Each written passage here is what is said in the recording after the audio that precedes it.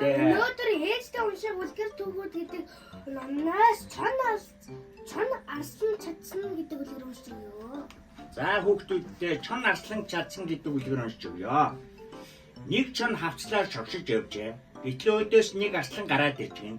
Чон урд нь тэр арслан чадаад баригдахгүй явдаг байжээ. Өстгөн үлийн даваан дээр гихчээр ийн улаан халз учирсанд чон айвч ухаан зарж арслан ах амгалан морилж явна уу? Таны толгойн тушаа нэг хад юу юугүй унах нь унвал та бит хоёрыг дарж алах тийм сүрхий хад аж. Бяр чадалтайгаа таал нэг тул тогтоохгүй бол арчаагүй муу би гихч хүч хүрэхгүй нь аварч хайрл хэмээн ойлгоно уу?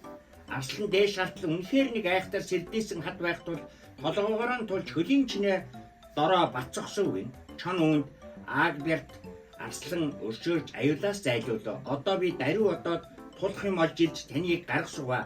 Ах бацсахсаж байх түн гингүүтээ ганцхан үсрээд арслангийн толгой дээгүүр харин хавслаас гарч оджээ. Харин арслан хамаг чадлаараа хад дэмий тулаад хоцорч гинэ. За дараа нь хүүхдүүдтэй одоо аянга цахилгаан хоёр гэдэг гоё үлгэр уншиж өгнө. За юу вэ?